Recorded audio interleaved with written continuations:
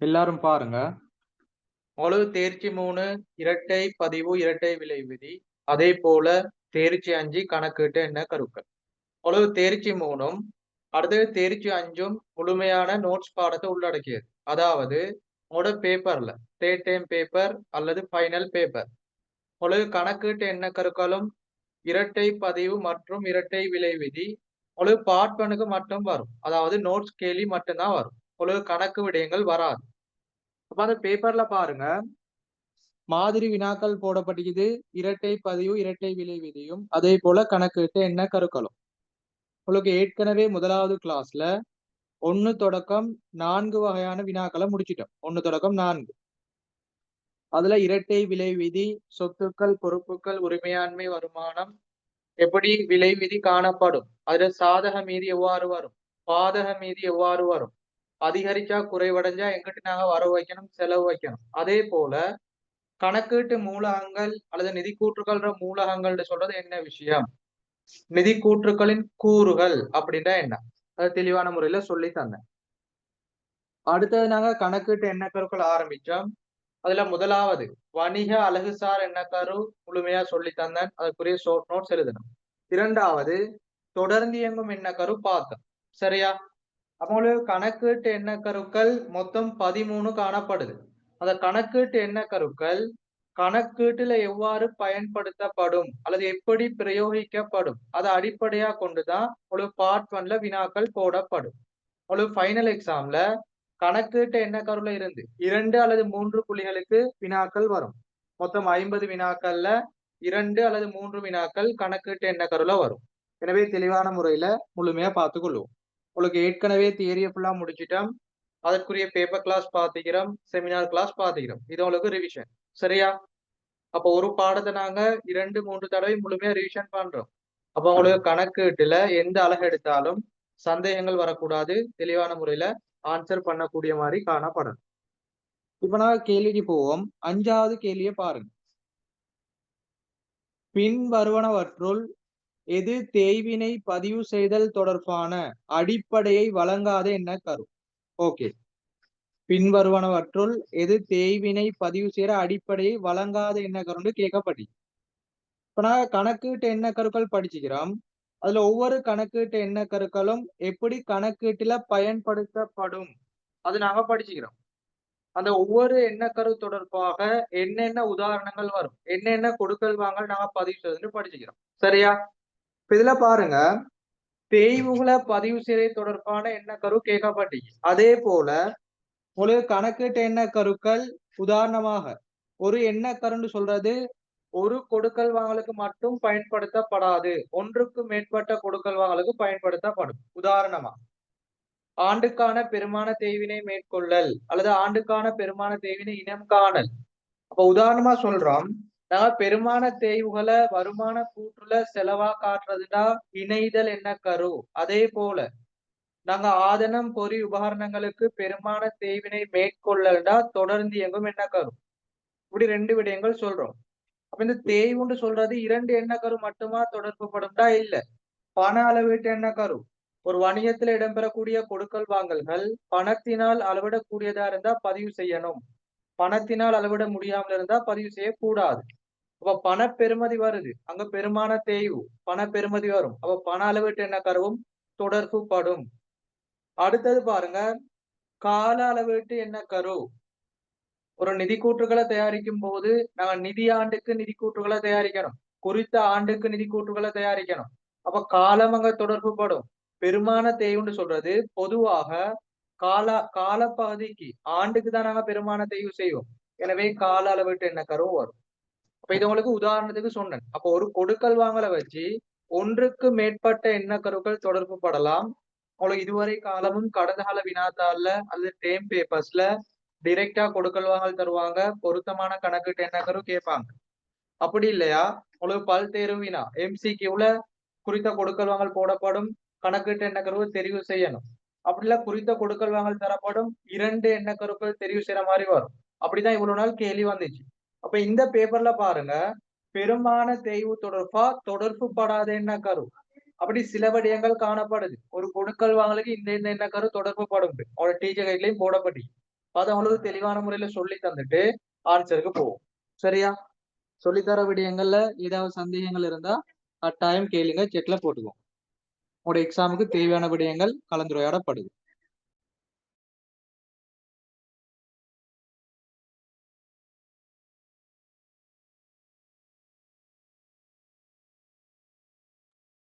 Okay, பாருங்க. உங்களுக்கு ஒரு சில கொடுக்கல் வாங்கல் காணப்படுது. அந்த கொடுக்கல் வாங்கலுக்கு ஒன்றுக்கு மேற்பட்ட எண்ணக்கருக்கள் தொடர்பு படும். அதற்குரிய ஷார்ட் நோட்ஸ் தாரன். அதுக்கப்புறம் நாங்கள் வினாக்களுக்கு போவோம். முதலாவது நம்ம பண்ணி எழுதிக்கோங்க. முதலாவது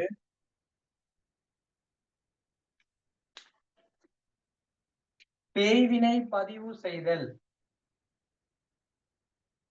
பெருமான தேய்வினை பதிவு செய்தல்.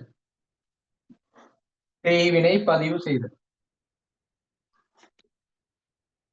இப்போ பெருமான தேய்வு தொடர்பா பொதுவா நாங்க படிச்சுக்கிறோம் 2 எண்ணக்கருக்கள் தொடர்பு படும். முதலாவது இந்த பெருமான தேய்வானது வருமான கூற்றுல அல்லது உற்பத்தி கிரைய கூற்றுல அல்லது நிதி கூற்றுக்கள்ல பதிவு செய்யறது அல்லது செலவா காட்டுதல்டா இதுக்கு தொடர்பு படும் இணைதல் எண்ணக்கரு. இரண்டாவது உங்களுக்கு ஃபர்ஸ்ட் கிளாஸ்ல சொல்லி தந்தேன். இந்த மாடல் பேப்பர்ல முதலாவது கிளாஸ்ல தொடர்ந்து இயங்கும் எண்ணக்கரு. ஒரு ஆதனம் பொறியுபகரணங்கள் ஆண்டுக்கு பெருமான தேய்வு செய்தல் அல்லது ஆண்டுக்கு பெருமான தேய்வு இனம் காணல் அல்லது ஆண்டுக்கு பெருமான தேய்வு மேற்கொள்ளல் இந்த வேட் வந்தா தொடர்ந்து இயங்கும் எண்ணக்கரு போட சொன்னேன். பொதுவாக பெருமான தேய்வானது இணையதில் எண்ணக்கருல வரும்.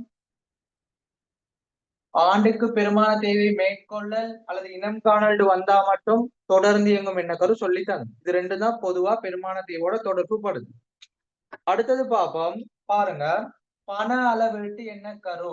இந்த பண அளவீட்டு எண்ணக்கருன்னு சொல்றது பொதுவாக உங்களுக்கு ஒரு 90% சகல கொடுக்கல் வாங்கலுக்கும் இந்த எண்ணக்கரு பொருத்தமானதாக அமையும்.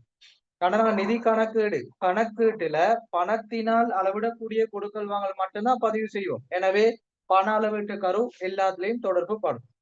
அப்ப இது ரெண்டு முக்கியமானது. பண அளவீட்டு கரு எல்லாத்தையும் தொடர்பு படும். அடுத்தது பாருங்க, கால அளவீட்டு எண்ணக்கரு.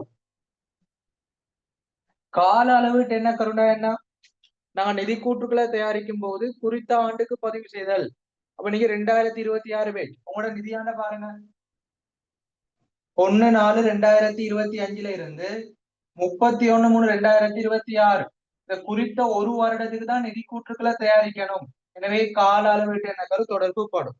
அப்ப பொதுவா விலையும் கொள்ளுங்க, உங்களுக்கு குறித்த ஒரு கொடுக்கல் வாங்கலுக்கு ஒரு எண்ணக்கரு வரலாம் அல்லது ஒன்றுக்கு மேற்பட்ட எண்ணக்கரு வரலாம். இந்த பண அளவீட்டு எண்ணக்கருவும் கால அளவீட்டு எண்ணக்கருவும் உங்களுக்கு சகல கொடுக்கல் வாங்கலுக்கும் பொதுவாக தொடர்பு படும்.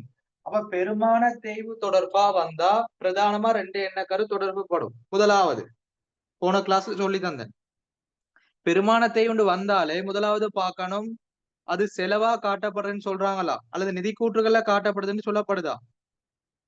ஒரு செலவா காட்டப்பட்டா இணைதல் எண்ணக்கருண்டு எடுங்க.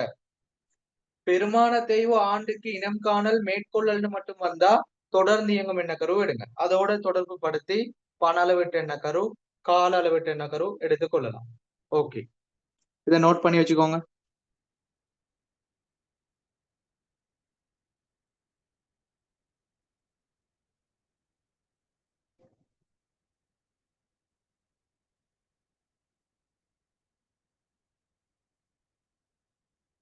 இப்ப கேள்வி பாருங்க, 5வது.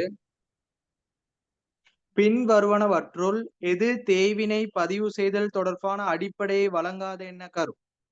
அப்ப நாங்க படிச்சிட்டோம், பெருமான தேய்வு தொடர்பா 4 எண்ணக்கருக்கள் தொடர்பு படும். அதுல பிரதானமானது இணைதல் எண்ணக்கருவும் தொடர்ந்து இயங்குதல் எண்ணக்கருவும் அதோட சேர்த்து பண அளவீட்டு எண்ணக்கருவும் கால அளவீட்டு எண்ணக்கருவும் தொடர்பு படுது. அப்ப இப்ப நீங்களே ஆன்சர் சொல்லிக்கோங்க. 5வதுக்கு எத்தனாவது ஆன்சர் வரும்? தொடர்பு இல்லாததுன்னா இப்ப நாங்க படிச்சதுல இல்லாத எண்ணக்கரு சொல்லுங்க பாப்போம். யாராவது ஒரு ஆள் அன்மியூட் பண்ணிட்டு சொல்லுங்க, என்ன ஆன்சர்? 5வது கேள்வி. 5வது ஆன்சர். Very good. என்ன வரும் 5வது? முன்னெச்சரிக்கை எண்ணக்கரு. Okay, very good. அப்ப நோட் பண்ணிக்கோங்க, 5வது வினாக்கு 5வது ஆன்சர் எழுதி கொள்ளுங்க. பாருங்க, இதுல இணைதல் என்ன கரும், தொடர்ந்து இயங்கும் என்ன கரும், பொதுவாக வரக்கூடியது. இது தியரியில உள்ள விஷயம். கால அளவிட்டு என்ன கருண்டா, நிதி கூற்றுக்கள் ஆண்டுக்கு தயாரிப்போம். எனவே பெருமான தேவை நாங்க என்ன, குறித்த கால பகுதி தான் பெருமான தேவை கணிப்பீடு செய்யறது. எனவே கால அளவிட்டு என்ன கரு தொடர்பு படும். அதே போல பண அளவிட்டு என்ன கரு, பண பெறுமதி உடையது. எனவே பண அளவிட்டு என்ன கரு தொடர்பு படும். இதை எழுதிக்கோங்க. அடுத்த வினாக்கு போவோம். நாங்க வணிக அழகுசார் என்ன கருவும் தொடர்ந்து இயங்குதல் என்ன கருவும் முழுமையா என்னென்ன வரும்னு ஃபர்ஸ்ட் கிளாஸ்ல சொல்லி தந்துட்டேன். இனி உங்களுக்கு வரக்கூடிய ஒவ்வொரு எண்ண கருவுல வரக்கூடிய விடயங்கள்ல அந்த 13 எண்ண கருவுல ஏதாவது ஒரு எண்ண கரு வந்தா அதை உங்களுக்கு டீப்பா சொல்லி தருவேன். அதற்குரிய ஷோர்ட் நோட்ஸும் சொல்லுவேன். நோட் பண்ணிட்டு போங்க. இப்ப அடுத்த வினாக்கு போவோம். ஆறாவது வினாவை பாருங்க. பின் வருவனவற்றுள் எது பொறுப்புகளை நடைமுறை பொறுப்பு, நடைமுறை அல்லா பொறுப்பு என பதிவு செய்வதற்கான வழிகாட்டலை வழங்கும் என்ன கரு? இப்ப நாங்க போன கிளாஸ்ல பார்த்தோம். தொடர்ந்து இயங்கும் என்ன கரு, தொடர்ந்து இயங்கும் என்ன கருனா என்னன்னு சொல்லித்தாங்க. ஒரு நிறுவனமானது தனது செயற்பாட்டு கர்மங்களை எதிர்பார்க்கும் எதிர்கால பகுதிக்கு தொடர்ச்சியாக நடாத்தி செல்ல வேண்டும். அதாவது ஒரு நிறுவனம் நீண்ட கால அடிப்படையில நிதி கூற்றுக்களை தயாரிக்கணும். அதுல முதலாவது சொல்லித்தந்தன் சொத்துக்கள் பொறுப்புகளை வகைப்படுத்தல். இரண்டாவது நிதி கூற்றுக்களை தயாரிக்கிற அடிப்படை என்ன கரு, ஒரு நிதி கூற்றுக்களை தயாரிக்கிறதுக்கான அடிப்படை உங்களுக்கு ஃபர்ஸ்ட் கிளாஸ்ல சொல்லி தந்தேன். உங்களுக்கு ஓல்ட் சிலபஸ், அதாவது 2019க்கு முன்பு நிதி கூற்றுக்களை தயாரிப்பதற்கான அடிப்படைண்டா 2 எண்ண கருக்கள் அந்த பேப்பர்ல போடப்பட்டுச்சு. முதலாவது அட்டூர் எண்ண கரு, இரண்டாவது தொடர்ந்து இயங்கும் எண்ண கரு.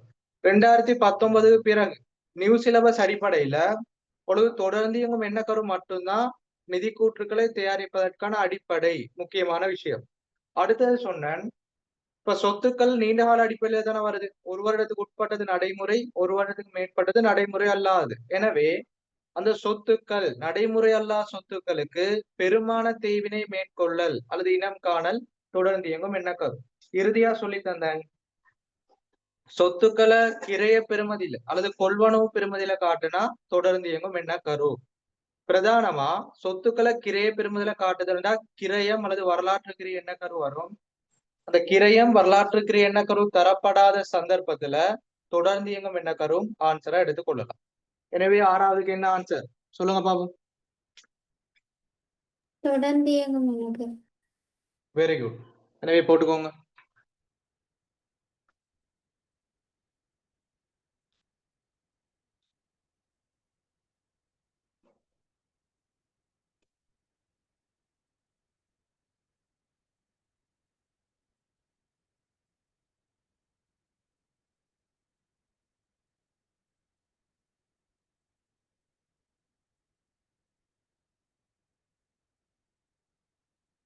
இதுல ஒரு கேள்வி கேட்டுக்கிறீங்க, தேய்வு ஏற்பாட்டுக்கு முன்னெச்சரிக்கை என்ன கரு வரணும். இதனோடு கேட்கப்பட்ட வினா சரியா பெருமான தேய்வு தொடர்பா மாட்டோம், திரண்ட தேய்வு ஏற்பாடு தொடர்பா கேட்கப்படையில தெளிவான முறையில வினாவை பார்க்கணும். ஏற்பாடுன்னு சொன்னா பாதுகாப்பு என்ன கரு, அப்படிதான் உங்களுக்கு நான் படி தந்துக்கிறேன். சரியா, இதுல கேட்கப்பட்டது பெருமான தேய்வு பதிவு செய்தல் மட்டும். எனவே முன்னெச்சரிக்கை எடுக்கக்கூடாது. இப்ப 7வது கேள்விக்கு போவோம். முக்கியமான விஷயம் பார்ப்போம். 7வது கேள்வியை பார்ப்போம். நிதி குத்தகையின் கீழ் கொள்வனவு செய்த சொத்துக்களை கொள்வனவாளரின் ஏட்டில் சொத்தொன்றாக பதிவதற்கான அடிப்படையை வழங்கும் என்ன கரு பார்ப்போம். 7வது ஆன்சர், தோற்றத்திலும் பார்க்க கருத்து முக்கியத்துவம் என்ன கரு. தோற்றத்திலும் பார்க்க கருத்து முக்கியத்துவம் என்ன கரு. பாருங்க,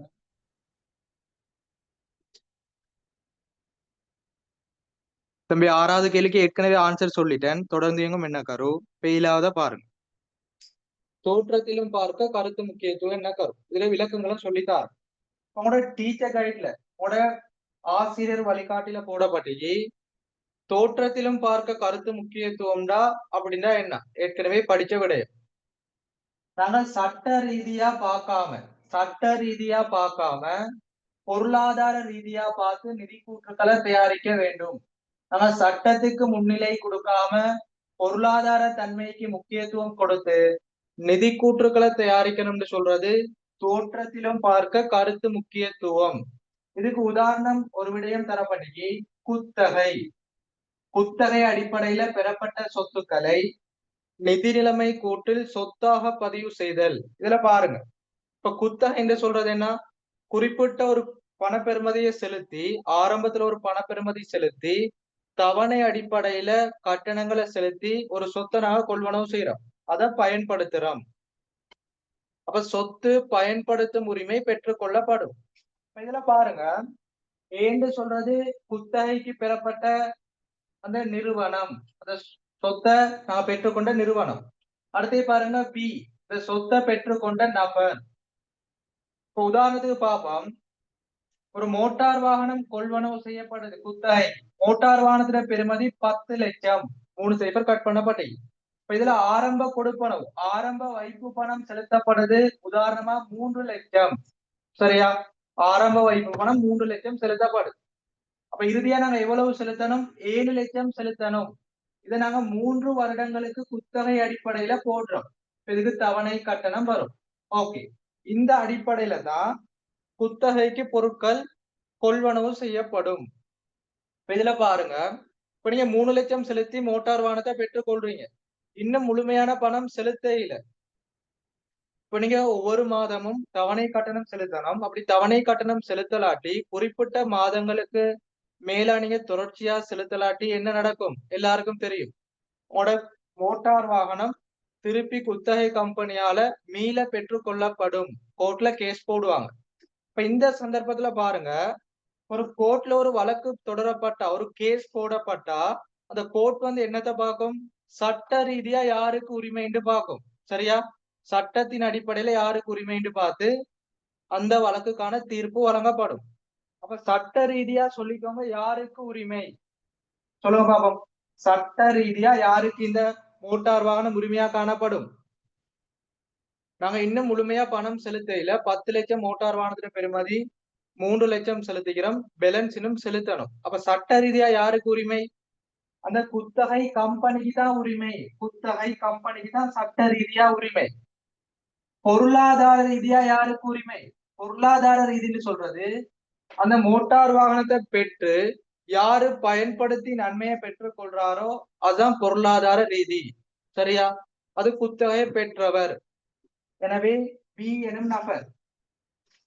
இங்க தோற்றத்திலும் பார்க்க கருத்து முக்கியத்துவம் என்ன சொல்லுதுண்டா, நீங்க சட்ட ரீதியா பார்க்க கூடாது, பொருளாதார ரீதியா பார்த்து நிதி கூற்றுக்களை தயாரிக்கணும். அப்ப இதுக்கு உதாரணம் என்ன? குத்தகை. இது கிளியரா? சட்ட ரீதியா பார்த்தா கம்பெனிக்கு தான் உரிமை.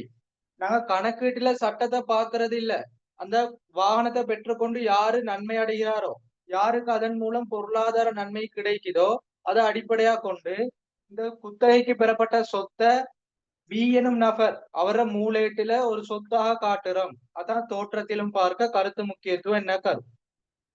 அப்ப தோற்றத்திலும் பார்க்க கருத்து முக்கியத்துவம் என்ன கருண்டா ஒரே ஒரு உதாரணம், குத்தகை. சரியா? இன்னும் ஒரு விடயம் பாருங்க, உங்களுக்கு 2020ஆம் ஆண்டு பாஸ் பேப்பர்ல போடப்பட்ட விஷயம் இப்ப தியரி கிளாஸ்ல தெளிவா சொல்லி தந்தேன். தோற்றத்திலும் பார்க்க கருத்து முக்கியத்துவம் என்ன கருண்டா குத்தகை மட்டும் வராது, குத்தகை மட்டும் வராது. அதாவது உங்களுக்கு 2020க்கு முன்னுக்கு குத்தகை மட்டும் சொல்லலாம். ஆனா 2020 பாஸ் பேப்பர்ல புதிய விடயம் ஒண்ணு போடப்பட்டுச்சு. அந்த விடயம் தரப்பட்டா நீ அதையும் தோற்றத்திலும் பார்க்க கருத்து முக்கியத்துவம் என்ன கருண்டு எடுக்கணும். இந்த 2020 பேப்பர்ல நிறைய பேர் பிளவுட்ட ஒரு விடயம். சரியா? எனவே அதையும் சொல்லித்தாரு. நிறுவனம் ஒன்றின் உறுதியான கடப்பாட்டினை, நிறுவனம் ஒன்றின் உறுதியான கடப்பாட்டினை பொறுப்பாக இனம் காணல். நிறுவனம் ஒன்றின் உறுதியான கடப்பாட்டினை பொறுப்பாக இனம் காணல். இப்படி 2020ஆம் ஆண்டு பாஸ் பேப்பர்ல போடப்பட்டுச்சு, குத்தகையும் தரப்பட்டுச்சு. ஆனா தோற்றத்திலும் பார்க்க கருத்து முக்கியத்துவம் என்ன கருக்கு பெரும்பாலும் 90% மாணவர்கள் குத்தகையை மட்டும்தான் ஆன்சரா தெரிவு செஞ்சாங்க. இந்த நிறுவனம் ஒன்றின் உறுதியான கடப்பாட்டினை பொறுப்பாக இனம் காணல் தெரிவு செய்யப்படையில. அதற்கான காரணம் ஒரு டீச்சர் கைட்ல நோட்ஸ் போடப்படையில. அல்லது ஆசிரியர்கள் அந்த புதிய விடயத்தை சொல்லி கொடுக்கல. ஆனா இப்ப பாருங்க, நீங்க 2026 6 வருடமா போயிட்டு, அப்ப இப்பயும் நீங்க தோற்றத்திலும் பார்க்க கருத்து முக்கியத்துவத்துக்கு குத்தகை மட்டும் வரும்டா அது உங்களோட பிழை. சரியா? இப்ப தெளிவான முறையில விளங்கிக் கொள்ளுங்க. கணக்கீடோ எந்த ஒரு பாடமோ உங்களோட டீச்சர் கைட் அல்லது புதிய நோட்ஸ், அந்த நோட்ஸ்ல போடப்பட்ட விடயங்கள் மட்டும் அதுக்கு வராது. பாஸ்ட் பேப்பர், மாடல் பேப்பர்ல புதிய விடயங்கள் வரும். கணக்கீட்டுல குறிப்பிட்ட காலப்பகுதிக்குரிய மாற்றங்கள் வரும். அப்படி வரக்கூடிய விடயங்களையும் அப்டேட் பண்ணி படிச்சுட்டு போகணும். எனவே தோற்றத்திலும் பார்க்க கருத்து முக்கியத்துவம்னா 2 விஷயம் வரும். முதலாவது குத்தகை, இரண்டாவது நிறுவனம் ஒன்றின் உறுதியான கடப்பாட்டினை பொறுப்பாக இனம் காணல். இந்த 2 விஷயமும் இதுக்கு வரக்கூடியது. நோட் பண்ணிக்கோங்க. எனவே 7வது ஆன்சர் 5வது. தெளிவான முறையில இதை எழுதிட்டு செட்ல போடுங்க. கிளியர்னா அடுத்த கேள்வி போகும்.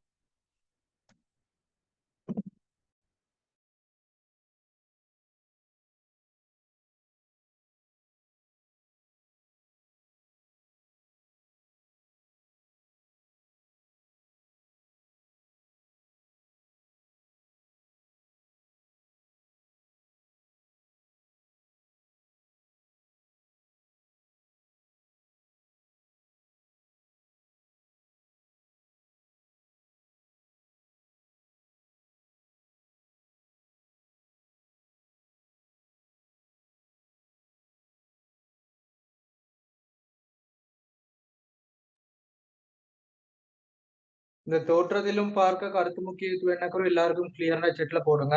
முதல் 7 வினாக்கள் கிளியர்னா செட்ல போடுங்க. 8வதுல இருந்து பார்ப்போம். உங்களுக்கு இன்றைக்குரிய கிளாஸ்ல முழுமையா பேப்பரை முடிக்கணும். எனவே ரெஸ்பான்ஸ் பண்ணிக்கோங்க. கிளியர்னா செட்ல போடுங்க. டவுட்னா கேளுங்க.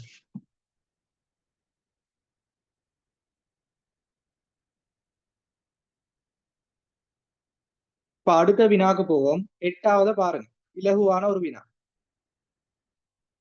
இதுல நிறுவனம் தரப்படி 31/3/2020 முடிவடைந்த ஆண்டு தயாரித்த முடிவு கணக்கில் குறிப்பில் பின்வருமாறு எழுதி இருந்தது. குறிப்பு 2 போடப்பட்டி பின்வரும் செலவுகளை கழித்த பின் வரிக்கு முன் இலாபம் பெறப்பட்டது. அது பிறகு குத்தகை, கடன் வட்டி, இயக்குனர் கட்டணம், வாடிக்கையாளர் இழப்பீட்டு ஏற்பாடுன்னு தரப்பட்டி. ஓகே, இந்த 8வது விடயம் உங்களோட சிலபஸ்ல இல்ல. அதாவது உங்களோட தேர்ட் சிலபஸ்ல இந்த குறிப்புகள் தொடர்பாக இல்ல. நீங்க தேர்ச்சி 12 கம்பெனி நிதி கூற்றுக்கள்ல தான் இந்த குறிப்புகள் தொடர்பாக படிப்பீங்க. ஆனால் இந்த குறிப்புகள் தொடர்பா நீங்க கணக்கீட்டு எண்ண கருவில படிச்சுக்கிறீங்க. உங்களுக்கு சொல்லி தந்துக்கிறேன். சரியா? 8வது வினா. இதுல நமக்கு தேவையான விடயம் குறிப்புகள்.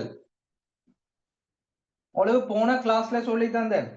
நிதி கூற்றுகளின் கூறுகள். இறுதியா பாத்தீங்கன்னா கணக்கீட்டு கொள்கைகளும் குறிப்புகளும். உங்களுக்கு வருமான கூற்று படிச்சுக்கிறீங்க.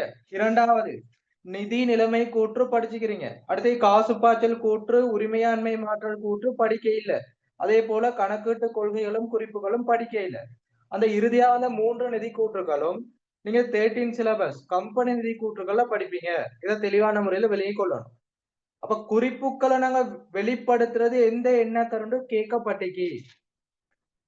கணக்கீட்டு எண்ண கருல இறுதியா படிப்பீங்க. வெளிப்படுத்தல் எண்ண கரு. வெளிப்படுத்தல் எண்ண கரு. இந்த வெளிப்படுத்தல் என்ன கருன்னு சொல்றது, ஒரு நிறுவனம் காணப்படுது. அந்த நிறுவனம் என்ன செய்யும்? அக்கறை செலுத்தும் தரப்பினர், அக்கறை செலுத்தும் தரப்பினருக்கு தகவல்களை வழங்கணும். அப்படி தகவல்களை வழங்குறதுக்கு என்ன செய்யும்? நிதி கூற்றுக்களை தயாரிக்கும். தெளிவான முறையில விளங்கிக் கொள்ளுங்க. ஒரு நிறுவனம் அல்லது கம்பெனி ஒன்று காணப்படுது. அந்த கம்பெனில முதலீடு செய்த முதலீட்டாளர் காணப்படுவாங்க. அது அக்கறை செலுத்தும் தரப்பினர் காணப்படுவாங்க. அவங்களுக்கு தகவல்களை வழங்குறதுக்கு தான் நிறுவனமானது கணக்குகளை மேற்கொள்ளுது. அதுக்குதான் நாங்க கணக்குகளை படிக்கிறோம். ஒரு தனியுடைமையில எப்படி நிதி கூற்றுகள் தயாரிக்கிறது, ஒரு பங்குடைமையில எப்படி நிதி கூற்றுகள் தயாரிக்கிறது, இலாப நோக்கமற்ற நிறுவனத்துல எப்படி நிதி கூற்றுகள் தயாரிக்கிறது. அப்ப பிரதானமான விஷயம் என்ன? தகவல் வழங்கணும். அதை நாங்கள் சும்மா தகவல் வழங்க முடியுமா? இல்ல. இப்ப தகவல் எப்படி வழங்குறது? நிதி கூற்றுக்கள் அடிப்படையில வழங்கணும். அப்ப தகவல் வழங்குறதுக்கு தான் நிதி கூற்றுகள் தயாரிக்கப்படுது. வெளிப்படுத்தல் என்ன கருன்னு என்னன்னு பார்த்தா நிறுவனத்துல அக்கறை செலுத்தும் தரப்பினர் அவங்களுக்கு தகவல் வழங்கணும். அப்படி தகவல் வழங்கும் போது நாங்க இந்த நிறுவனம் தொடர்பான சகல தகவல்களையும் வழங்கணும். இதைத்தான் நாங்க சொல்லுவோம் வெளிப்படுத்தல் என்ன கரு. இப்ப உதாரணமா ஒரு நிறுவனம் அல்லது ஒரு தனிநபரை எடுத்தா அவர்கிட்ட நல்ல பண்புகளும் காணப்படும், கெட்ட விடயங்களும் காணப்படும். இப்ப நாங்க ஒரு தனிநபரை பத்தி இன்னும் ஒரு நபர்கிட்ட சொல்லும் போது நல்ல பண்புகளை மட்டும் தான் சொல்லுவோம். சரியா? அதே போல ஒரு நிறுவனம் காணப்படுது, அந்த நிறுவனத்துக்கு நன்மதிப்பு காணப்படும், சில தவறான விடயங்களும் காணப்படும், அந்த நிறுவனம் தொடர்பு ஒரு வழக்கு காணப்படலாம், ஒரு கேஸ் காணப்படலாம். ஆனா நாங்க நல்ல விடயங்களை மட்டும்தான் சொல்லுவோம். அது பிழையான விடயம், அதாவது கணக்கீட்டு அடிப்படையில பிழையானது. இப்ப அந்த நிறுவனம் தொடர்பா ஒரு தரப்பினருக்கு தகவலை வழங்கும் போது சகல தகவல்களையும் வழங்கணும். அதை நாங்க சொல்லுவோம் வெளிப்படுத்தல் என்ன கரு. எனவே வெளிப்படுத்தல் என்ன கருன்னா உதாரணம் சொல்லி தந்துகிறேன். முதலாவது குறிப்புகளை வெளிப்படுத்துறது, இரண்டாவது இருப்புக்கள் வகைப்படுத்தலை வெளிப்படுத்துறது. இருப்புக்கள் நாங்க படிச்சுக்கிறோம், தேர்ச்சி 6 தேர்ச்சி 7 படிச்சுக்கிறோம். மூலப்பொருள் இருப்பு, முடிவு பொருள் இருப்பு, குறை வேலை இருப்பு, புத்துருவாகும் வேலைன்னு சொல்லுவோம். அப்ப இருப்புகளை வகைப்படுத்தி காட்டுறது ஒரு வெளிப்படுத்தல் என்ன கரு, குறிப்புகளை காட்டுறது வெளிப்படுத்தல் என்ன கரு. அடுத்தது பாருங்க நிறுவனம் தொடர்பாக தொடரப்பட்ட வழக்குகள், இதை நாங்க வெளிப்படுத்தல் என்ன கரு. இது பொதுவா உதாரணமா வரக்கூடியது. எனவே தெளிவான முறையில பாருங்க, நிறுவனம் தொடர்பான தகவல்களை அக்கறை செலுத்தும் தரப்பினருக்கு வழங்கும் போது சகல தகவல்களையும் வழங்குறது வெளிப்படுத்தல் என்ன கரு. அதுல உதாரணம் நோமலா சொல்லி தந்துகிறேன். குறிப்புகளை காட்டுறது, இருப்புக்கள் வகைப்படுத்தலை காட்டுறது, நிறுவனம் பின்பற்ற கொள்கைகளை காட்டுறது, பெருமான தேவை கொள்கை, இருப்பு கொள்கை, அந்த விடயங்களை காட்டுறது. அதே போல நிறுவன வழக்கு தொடர்பான விடயங்களை வெளிப்படுத்தல் என்ன கரு. எனவே 8வது ஆன்சர் வெளிப்படுத்தல் என்ன கரு போட்டுக்கோங்க. எனவே ஆன்சர் நம்பர் 4வது.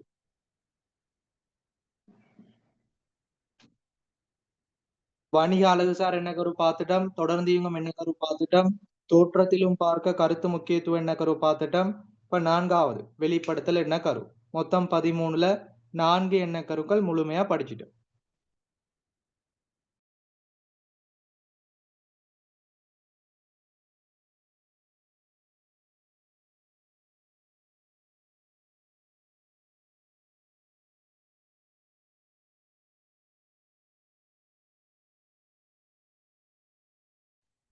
அடுத்தது 9வது வினாக்கு போவோமா?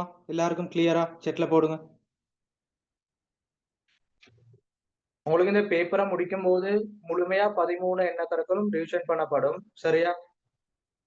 4 எண்ண கருக்கள் பார்த்துட்டோம், பேலன்ஸா உள்ள விடயங்களை தெளிவான முறையில சொல்லி தருவேன். 9வது வினாக்கு போவோமா? எல்லாரும் செட்ல போடுங்க.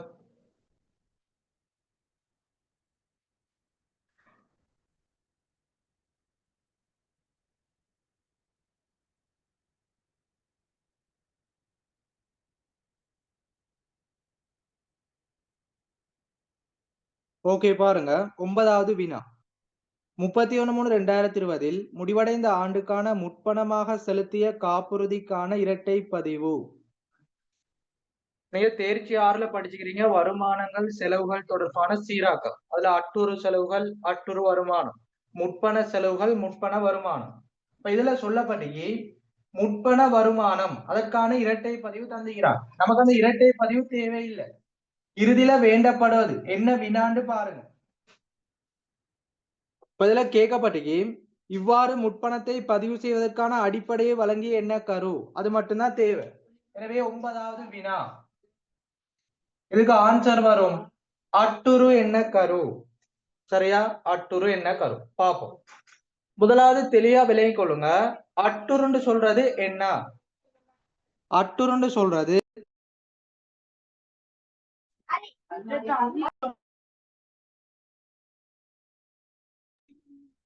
பாருங்க, அட்டுரு என்ன கரு. அட்டுருண்டா முதலாவது என்ன, பெற வேண்டியது அல்லது செலுத்த வேண்டியது. தெளிவா விளங்கிக் கொள்ளுங்க. அட்டுருன்னு சொல்ற விஷயம் 2 விடயங்களை உள்ளடக்கும். முதலாவது பெற வேண்டியது, பெற்றுக்கொள்ள வேண்டியது. அதாவது என்னத்தை பெற்றுக்கொள்ளுவோம், வருமானம். இரண்டாவது செலுத்த வேண்டியது அல்லது கொடுக்க வேண்டியது. செலுத்த வேண்டியதுன்னா என்னத்தை செலுத்தணும்? செலவுகளை. அப்ப அட்டுருன்னு சொன்னா ஒரு செலவை செலுத்த வேண்டியதா காணப்பட்டா அட்டுரு செலவு. பெற வேண்டியதா இருந்தா வருமானம். அப்ப முதலாவது அட்டுருன்னு சொன்னா பெற வேண்டியதும் செலுத்த வேண்டியதும் ஞாபகம் வச்சுக்கோங்க. இரண்டாவது இப்ப அட்டுரு என்ன கரு எப்படி நம்ம தியரியில வருது? அதாவது குறித்த ஒரு காலப்பகுதிக்கான இலாபம் அல்லது நட்டத்தை கணிப்பீடு செய்யும் போது குறித்த காலப்பகுதிக்கான இலாபம் அல்லது நட்டத்தை கணிப்பீடு செய்யும் போது அக்கால பகுதியில உண்மையாக உழைக்கப்பட்ட வருமானங்களும் உண்மையாக செலவிடப்பட்ட செலவுகளும் ஒப்பீடு செய்தல் வேண்டும். இதுல தெளிவான முறையில விளங்கிக் கொள்ளணும். இதுல என்ன சொல்றான்டா, உண்மையாக உழைக்கப்பட்ட வருமானம், அதாவது காசாக பெற்றது மட்டும் இல்ல, காசாக பெற்றது மட்டும் வருமானம் இல்ல, பெற வேண்டியது முற்பணமாக பெற்றது, இது எல்லாத்தையும் சீராக்கி எடுத்தாதான் உண்மையான வருமானம் வரும். அதே போல உண்மையாக செலவிடப்பட்ட செலவுகள், செலவுகள்னு சொல்றது காசாக செலுத்தியது மட்டும் இல்ல, செலுத்த வேண்டியதும் முற்பணமாக செலுத்தியதும், இதை நாங்க சீராக்கினா தான் உண்மையான செலவுகள் வரும்.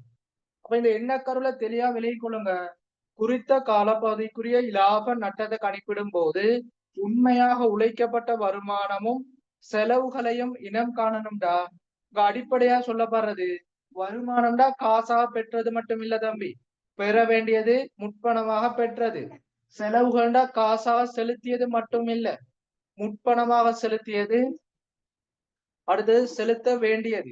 அப்ப இதுல என்ன மெயினா சொல்றான் அட்டுரை என்ன கருண்டா, இந்த 4 விடயங்கள் பெற வேண்டியது முற்பணமாக பெற்றது, செலுத்த வேண்டியது முற்பணமாக செலுத்தியது, இதத்தான் அங்க சொல்லப்படுது அட்டுரு என்ன கரு. இது முதலாவது விஷயம். அப்ப அட்டுரு என்ன கருண்டா இந்த 4 விடயங்கள் தொடர்பு படும். இரண்டாவது அட்டுரு என்ன கருல தொடர்பு படுற விடயம் கடன் பட்டோர் கமா கடன் கொடுத்தோர். கடன் பட்டோரை நடைமுறை சொத்தாகவும் கடன் கொடுத்தோரை நடைமுறை பொறுப்பாகவும் இனம் காணல். இது அடிக்கடி பேப்பர்ல வரக்கூடிய விடயம். கடன் பட்டோர்னா யாரு? நான் குறிப்பிட்ட பெறுமதியுடைய பொருளை கடனுக்கு விற்பனை செய்யறோம், அந்த பண பெறுமதியை பெற்றுக்கொள்ள வேண்டிய நபர் தான் கடன் பட்டோர். அப்ப பெற வேண்டியதுதான் யாரு? கடன் பட்டோர். கடன் கொடுத்தோர்னா யாரு?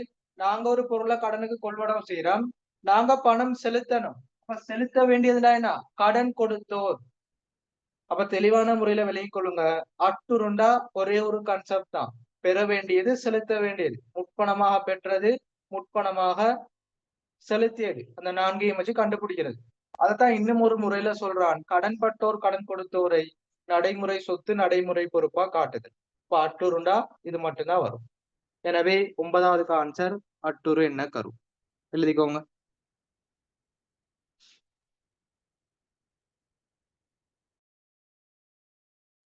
Excuse me sir.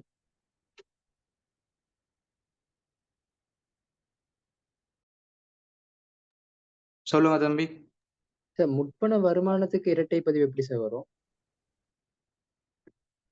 தம்பி முற்பண வருமானம்டா முன்கூட்டியே காசாக பெற்றுக்கொண்டது. இப்ப நீங்களே சொல்லுங்க, இரட்டை பதிவுன்னு சொல்றது ஏற்கனவே சொல்லி தந்துக்கிறேன், உருவாக்கலாம், அதாவது இரட்டை விளைவு விதியை வச்சு உருவாக்கலாம். போன கிளாஸ்ல சொல்லி தந்தேன்.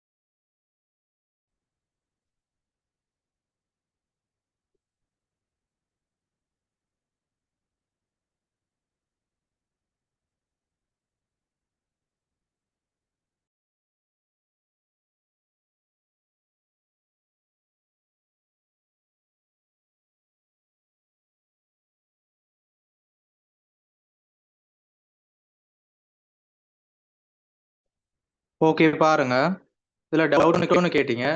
முற்பண வருமானத்துக்கு எப்படி இரட்டை பதிவு வரும்? சரியா? இப்ப டவுட் கேட்ட தம்பி நீங்க சொல்லுங்க.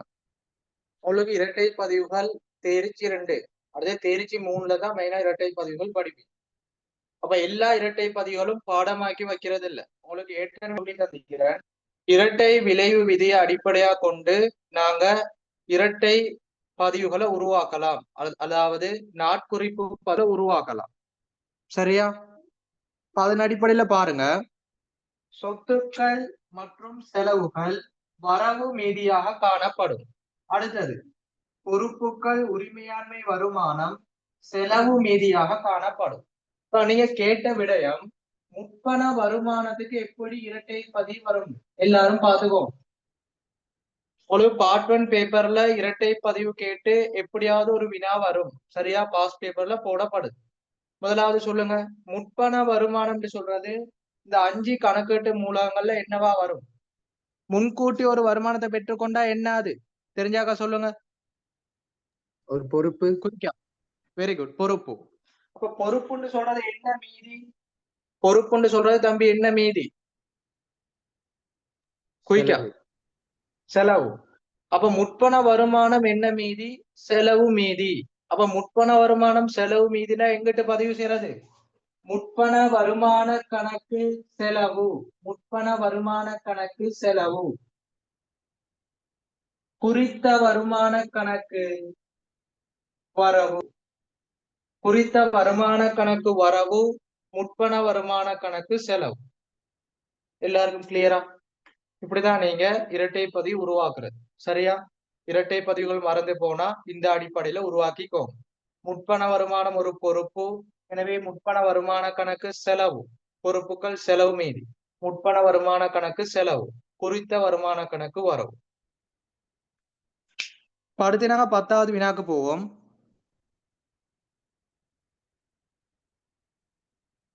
10வது வினாவை பாருங்க. ABCD தரப்பட்டிக்கு பொருத்தமான கணக்கீட்டு எண்ணக்கருவை குறிப்பிடுக. அப்ப கணக்கீட்டு எண்ணக்கருக்கள் பல முறையில வரலாம். MCQ பல்வேறு வினாவில் வரும். எழுதக்கூடிய மாதிரி வரும். கூற்று கேள்விகள் வரும்.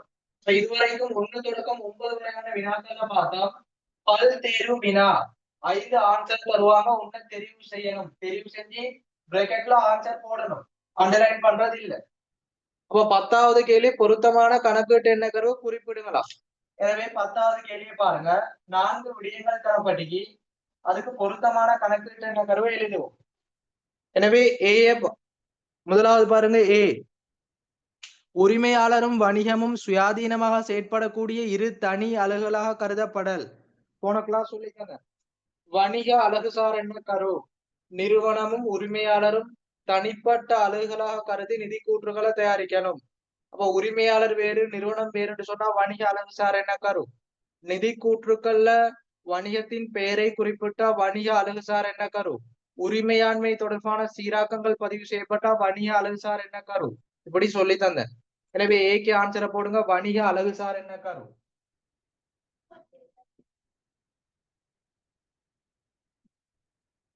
வணிக அலகுசார் எண்ணக்கருன்னு சொல்லலாம், அல்லது அலகுசார் எண்ணக்கருன்னு சொல்லலாம், அல்லது தொழில் முழுமை கூறு எண்ணக்கருன்னு சொல்லலாம். சரியா? ஒரு பேப்பர்ல புதிய விடயங்கள் தரலாம், அல்லது பழைய பெயர் தரலாம். வணிக அலகுசார் எண்ணக்கரு அல்லது தொழில் முழுமை கூறுன்னு தரலாம். ஓகே. அடுத்து பிஏ பாருங்க. வணிகத்தில் இடம்பெறும் பணத்தால் அளவிடக்கூடிய கொடுக்கல் வாங்கல் நிகழ்வுகள் அந்நாட்டின் நாணய அலகினால் நிதி கூற்றுக்களில் உள்வாங்கப்படல். ஓகே. எனவே 2வது ஆன்சர் பண அளவீட்டு எண்ணக்கரு. இப்ப இதை சொல்லிட்டார். பண அளவீட்டு எண்ணக்கருண்டா மிக சிம்பிளான விடயம். 2 விடயங்கள் தான் இங்க சொல்லப்படுது. அதாவது ஒரு நிறுவனத்துல இடம்பெறக்கூடிய அந்த கொடுக்கல் வாங்கல் நிகழ்வுகள் பணத்தினால அளவிடக்கூடியதா இருந்தா நாங்க கணக்குகள்ல பதிவு செய்யணும். நிறுவனத்தில் இடம்பெறக்கூடிய கொடுக்கல் வாங்கல் நிகழ்வுகள் பணத்தினால் அளவிடக்கூடியதா இருந்தா பதிவு செய்யணும். 2வது பணத்தினால் அளவிட முடியாட்டி பதிவு செய்யக்கூடாது. இந்த 2 விடயம் மட்டும்தான் பண அளவீட்டு எண்ணக்கரு. திருப்பி ஒருக்கா பாருங்க. நிறுவனம் ஒன்றில் இடம்பெறக்கூடிய கொடுக்கல் வாங்கல் நிகழ்வுகளில் பணத்தினால் அளவிடக்கூடிய கொடுக்கல் வாங்கல் நிகழ்வுகளும் நிதி கூற்றுக்களில் பதிவு செய்யப்படும். பணத்தினால் அளவிட முடியாத கொடுக்கல் வாங்கல் பதிவு செய்யப்படாது.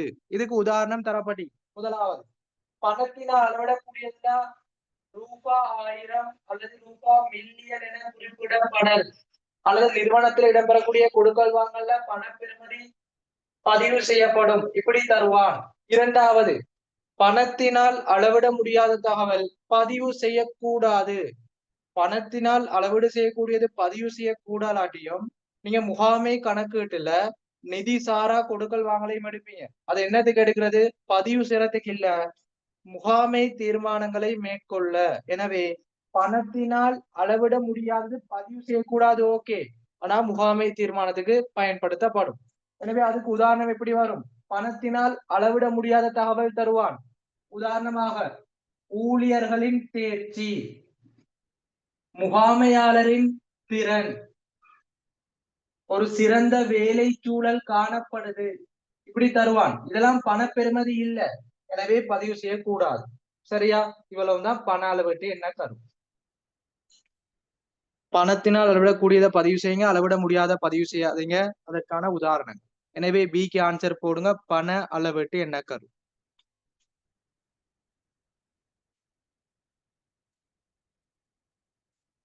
இதை நோட் பண்ணிட்டு கிளியர் செட்ல போடுங்க. சிஎம் டிஎம் பார்ப்போம்.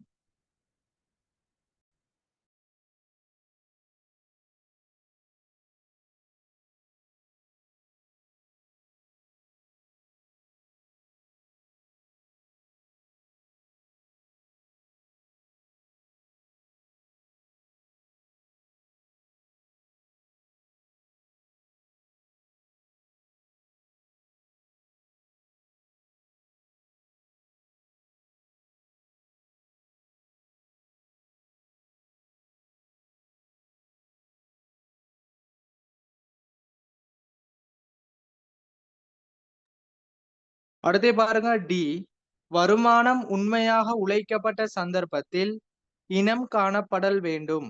ஓகே, அடுத்து என்ன கரு பார்ப்போம். தேரல் என்ன கரு? தேரல் என்ன கரு தெளிவான முறையில பாருங்க. தேரல் என்ன கருன்னு சொல்றது முதலாவது விஷயம். வருமானத்தினை அடையாளப்படுத்தும் என்ன கரு.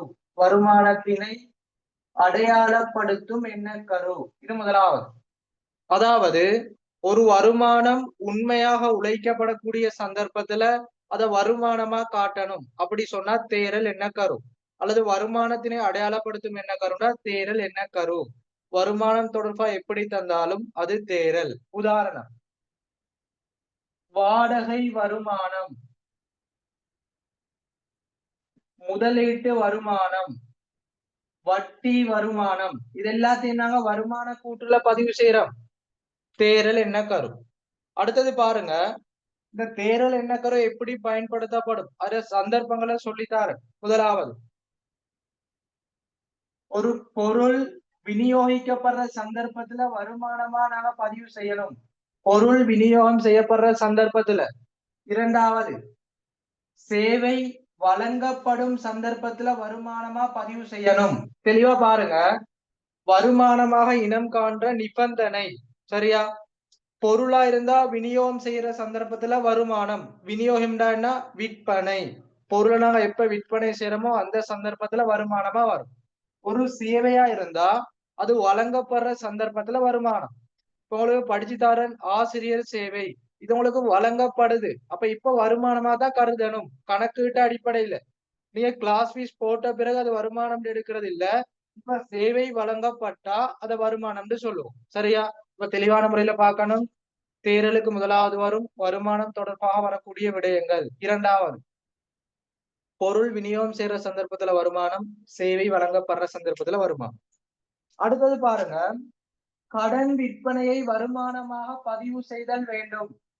இந்தாய்க்கு நிபந்தனை, கடன் விற்பனையில உங்களுக்கு பணம் வந்து உடனடியா கிடைக்காது, ஆனால் பொருள் விநியோகம் செய்யப்படும். எனவே கடன் விற்பனையை வருமானமா பதிவு செய்யணும். தெளிவா சொல்லித்தாரேன். கடன் விற்பனை வருமானமாக பதிவு செய்யணும். எல்லாரும் யோசிப்பீங்க, கடனுக்கு பொருட்களை விற்கிறோம் பணம் கிடைக்கல, அப்ப எப்படி வருமானமா காட்டுறீங்கன்னா சொல்லி தந்துட்டேன். வருமானமா காட்டுறதுக்கு நிபந்தனை ரெண்டு. முதலாவது பொருள் விநியோகம் செய்யற சந்தர்ப்பம், இரண்டாவது சேவை வழங்கப்படுற சந்தர்ப்பம். எனவே கடன் விற்பனையில பணம் கிடைக்குதா இல்லையான்னு பாக்குறது இல்ல. பொருள் விநியோகம் செய்யப்படுது. நம்மட நிறுவனத்தில் உள்ள பொருள் வாடிக்கையாளருக்கு இடமாற்றம் செய்யப்படி, எனவே அது வருமானமா வரும். அடுத்தது பாருங்க, முன்கூட்டி மேற்கொள்ளப்பட்ட விற்பனை ஒப்பந்தம். விற்பனை ஒப்பந்தத்தை வருமானமா காட்டக்கூடாது. விற்பனை ஒப்பந்தம்னா ஒரு எக்ரிமெண்ட். உங்களுக்கு குறித்த ஒரு காலப்பகுதியில இன்னும் ஒரு மாதத்துக்கு பிறகு குறித்த டேட்ல இவ்வளவு பொருட்களை கொள்வனவு செய்வன ஒரு கட்டளை வருது, ஒரு ஆர்டர் வருது. இப்ப நீங்க ஆன்லைன் பிசினஸ் பண்றீங்க, உங்களுக்கு கட்டளை வந்தா அது உங்களுக்கு வருமானம் இல்ல. நீங்க அந்த பொருளை வாடிக்கையாளருக்கு வழங்கினா மட்டும்தான் வருமானம். அப்ப தெளிவா விலகி கொள்ளணும்.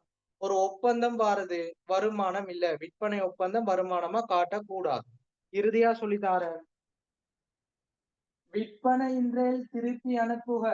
விற்பனை இன்றேல் திருப்பி அனுப்புக என்ற அடிப்படையில் அனுப்பப்பட்ட இருப்புக்கள், விற்பனை என்றேல் திருப்பி அனுப்புக என்ற அடிப்படையில் அனுப்பப்பட்ட இருப்புக்கள் வருமானமாக காட்டக்கூடாது. இப்ப நீங்க குறித்த விலையில ஒரு பொருட்களை விற்பனை செய்யுங்க இன்னும் ஒரு நிறுவனத்துக்கு வழங்குறீங்க, சரியா? 100 வீதமான பொருட்களை வழங்குறீங்க. இதுல 50 வீதமான பொருள் தான் விற்பனை செய்யப்படுது. இத வருமானமா எடுக்கலாம். ஆனால் விற்பனை இன்றேல் திருப்பி அனுப்புக, இன்னும் 50 வீதமான விற்பனை செய்யப்படையில அந்த நிறுவனம் நமக்கிட்டயே திருப்பி அனுப்புது. அதை என்னவா காட்டணும்? இருப்பா தான் பதிவு செய்யணும், வருமானமா காட்ட இயலாது. எனவே தேரல்டா முதலாவது ஒரு வருமானம் உண்மையாக உழைக்கப்படுற சந்தர்ப்பத்துல வருமானமா காட்டணும். வருமானங்களை அடையாளப்படுத்தும் என்ன கரு? கடன் விற்பனை வருமானமா பதிவு செய்யணும். முன்கூட்டி மேற்கொள்ளப்படுற விற்பனை ஒப்பந்தம் வருமானமா பதிவு செய்யக்கூடாது.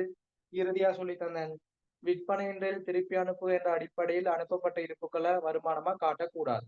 நிபந்தனையை தெளிவான முறையில படிச்சுக்கோங்க. பொருள் விநியோகம் செய்யப்படுற சந்தர்ப்பம், சேவை வழங்கப்படுற சந்தர்ப்பம். எனவே டிக்கு ஆன்சர் என்ன? நீங்களே சொல்லுங்க. டிக்கு என்ன ஆன்சர்? தேரல் எண்ணக்கு. சாரி, இதுல சி டி இல்லமா, சிக்கு என்ன ஆன்சர்? தேரல் என்ன கரு. Very good. இது எல்லாத்தையும் நோட் பண்ணிட்டு செக்ல போடுங்க. இது கிளியர் ஆண்டு அடுத்த விடயத்துக்கு போகும். கணக்கிட்டு என்ன கரு எல்லாருக்கும் நோட்ஸ் எல்லாம் மேய்க்குது. இது ரிவிஷன் கிளாஸ், எனவே எல்லாத்தையும் சொல்லித்தாரன். ஷோர்ட் நோட்ஸ் அடிப்படையில் எழுதிக்கோங்க, விளக்கங்களை பெற்றுக்கோங்க. தேர்ட் டைம்ல எல்லாரும் ஏ எடுக்கணும், 90க்கு மேல மார்க்ஸ் எடுக்கணும். அதுதான் உங்களுக்கான வேலை திட்டங்கள் போகுது. எனவே தெளிவான முறையில படிச்சுக்கொள்ளும். குயிக்கா எழுதிக்கோங்க. இறுதி விஷயத்துக்கு போகும். புதிய ஒரு எண்ணக்கூறு தரப்பட்டிக்கு பார்த்து கொள்வோம். அப்ப இப்பயே பாருங்க, முதல் 10 கேள்வி இன்னும் முடிவடையில எத்தனை எண்ணக்கரு முடிச்சுக்கணும்னு பாருங்க.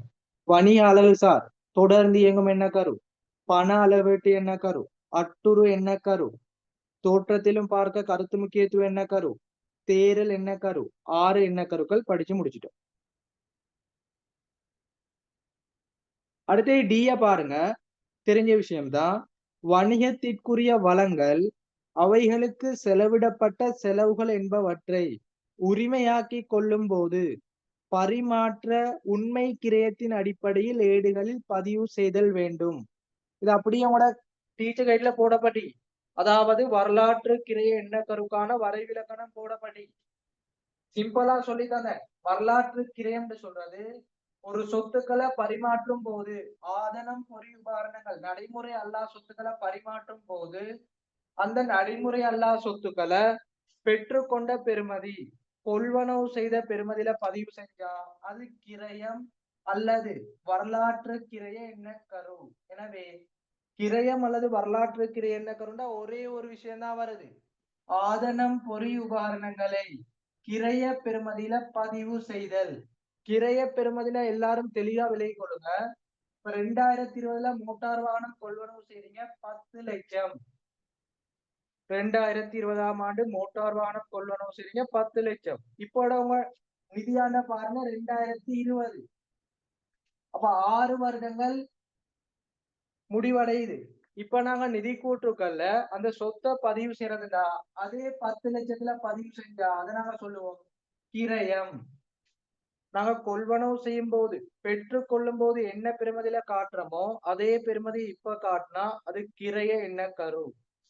அப்ப வரலாற்று கிரைய எண்ணக்கரு அப்படின்னா என்ன? ஒரு சொத்துக்களை பெற்றுக்கொண்ட பெறுமதி, கொள்வனவு செய்த பெறுமதியில பதிவு செய்யறது வரலாற்று கிரையை என்ன கரு. இதுக்கு இன்னும் ஒரு முறையில உங்களுக்கு நோட்ஸ் தரப்படுது, பேப்பர்ல அடிக்கடி வருது. பணவீக்க சீராக்கம். பணவீக்க சீராக்கம் கணக்குகள்ல பதிவு செய்யப்படுவதில்லை. இப்படி தந்தாலும் இது வரலாற்று கிரையை என்ன கரும். ஒவ்வொரு கிளாஸும் சொல்லி தாரது அந்த கணக்கு என்ன கரு வரக்கூடிய சந்தர்ப்பத்துல தெளிவா பாருங்க. கிரையை என்ன கருண்டா ஓகே எனக்கு விளங்கிட்டு. அது என்ன பணவீக்க சீராக்கம் நிதி கூற்றுக்கள்ல பதிவு செய்யறது இல்ல. வரலாற்று கிரை என்ன கரு ஓகே எப்படி தொடர்பு படும் பாருங்க. பணவீக்கம்டா என்ன, பொருள் எல்லாம் படிச்சுவீங்க. குறித்த ஒரு காலப்பகுதியில பொருட்கள் சேவைகள விலை, அந்த பொருட்கள் சேவைகள விலை தொடர்ச்சியா அதிகரிச்சா அதை பணவீக்கம்னு சொல்லுவோம். தம்பி பாருங்க, இந்த மோட்டார் வாகனம் 2020 10 லட்சம் வச்சு பாருங்க. 2026 ஒண்ணு 15 லட்சமாக போகலாம் அல்லது 8 லட்சமாக போகலாம். அப்படின்னா என்ன, ஒண்ணு அதிகரிக்கலாம் அல்லது குறைவடையலாம். இதான் சந்தை பெறுமதின்னு சொல்லுவோம். அதைத்தான் நாங்க சொல்றோம் பணவீக்கம். இப்ப நாங்க என்ன செய்யறோம், குறித்த பொருள் தற்பொழுது என்ன விலையோ அதை கவனத்துல எடுக்கிறது இல்ல. விலை அதிகரிக்குதா குறைதா பாக்குறது இல்ல. எப்ப வாங்கினமோ அந்த விலைய பதிவு செய்யறோம், கிரயத்துல பதிவு செய்யறோம். அது கிரைய என்ன கரு. இப்ப பணவீக்க நிலைமைண்டா என்ன, பொருட்களை அதிகரிக்கிறோம், அந்த அதிகரிக்கிற விடயங்களை நாங்க சீராக்கம் செய்யறது இல்ல. பணவீக்க என்ன கரு. எல்லாருக்கும் கிளியர்னா செட்ல போடும். பணவீக்க நிலைமை சீராக்கம் செய்யறது இல்ல, வரலாற்று கிரை என்ன கருக்கு எப்படி தொடர்பு படுது கிளியர்னா செட்ல போடும்.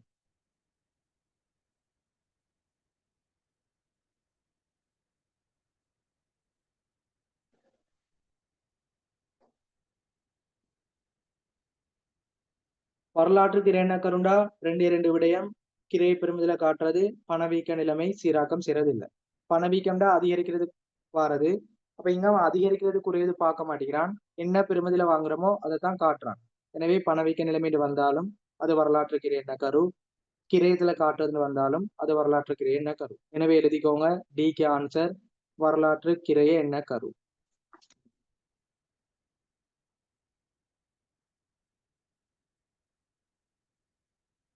டிக்கு ஆன்சர் வரலாற்று கிரையை என்ன கரு. முதல் 10 வினாக்கள் முடிவடையுது. அடுத்தது 11 தொடக்கம் 16 வரையான விடயங்களுக்கு சொத்துக்களா பொறுப்புகளா வருமானமா உரிமையா செலவாண்டு போடணும். தேர்ச்சி 3ல உள்ள விடயம். எனவே முதல் 10 விடயங்கள் கிளியர்ன செட்ல போடுங்க. அடுத்த வினாக்களை பார்ப்போம்.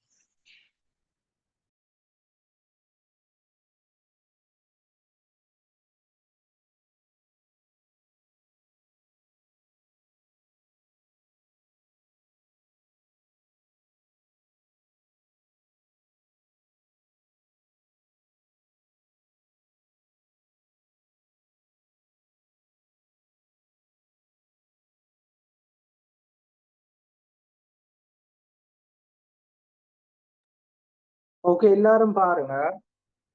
ஒரு பாஸ் பேப்பர்ல அல்லது ஒரு டேம் பேப்பர்ல கட்டாயமா வரக்கூடிய ஒரு வினா ஒவ்வொரு வருடமும் மாறி மாறி வருது. கணக்கு வகைகள் அல்லது நிதி கூற்றுக்களின் மூலகங்கள் முதலாவது கிளாஸ்ல சொல்லித்தாங்க. சொத்துக்கள், பொறுப்புகள், உரிமையாண்மை, வருமானம், செலவுகள். கணக்கீட்டு சமன்பாடு, இரட்டை பதிவுகள் படிக்கும் போதும் படிச்சோம். அப்ப இந்த சொத்துக்கள், பொறுப்புகள், உரிமையாண்மை, வருமானம், செலவுகள் அது எந்தெந்த விடயங்களுக்கு வரும், அது கட்டாயமா போடப்படக்கூடிய விடயம். உங்களோட தேர்ட் டைம்லயும் வரலாம். எனவே இதுல பாருங்க, 11 தொடக்கம் 16 தரப்படி அதுக்கு என்னென்ன கணக்குகள்னு பார்த்துக் கொள்வோம். முதலாவது பாருங்க, ஐயக்கடன் ஏற்பாடு.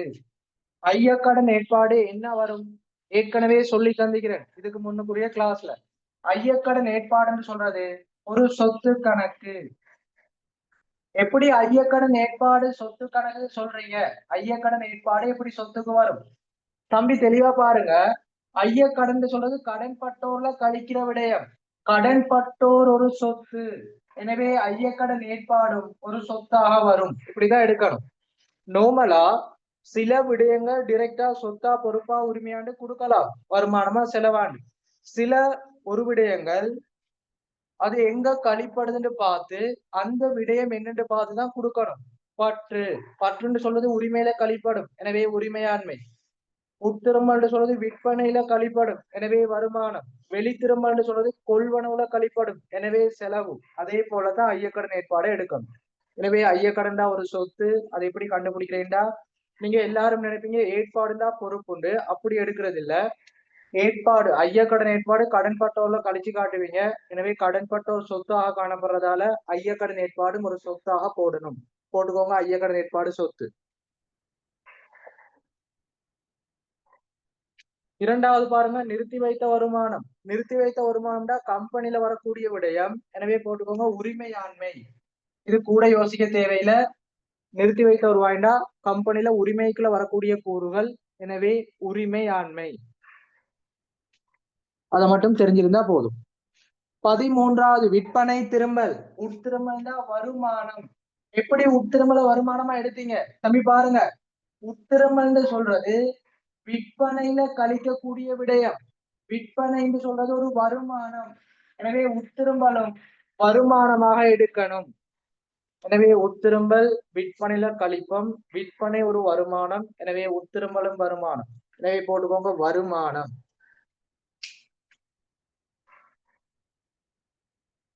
அடுத்தது பாருங்க பற்று. பற்றுன்னு சொல்றது உரிமையாண்மை. இப்ப சொல்லித்தாங்க. பற்றுன்னு சொல்றது எங்க பதிவு செய்யப்படும்டா உரிமையில மைனஸ் பண்ணுவோம். உரிமைண்டா அது என்ன கணக்கு, நோமலா உரிமை தான் மூலதனம். எனவே பற்றுன்னு சொல்றதும் ஒரு உரிமையாண்மை கணக்கு, அங்கதான் சீராக்கம் செய்வோம். எனவே பற்றுண்டா உரிமையாண்மை.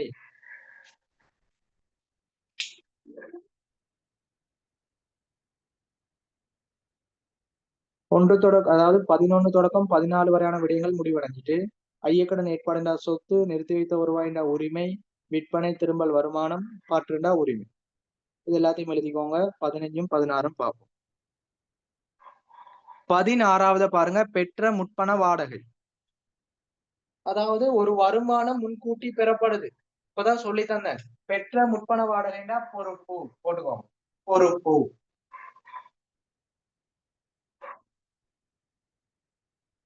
இது எல்லாத்தையும் எழுதிக்கோங்க. வெட்தொடர்பான விடயங்களை பார்ப்போம்.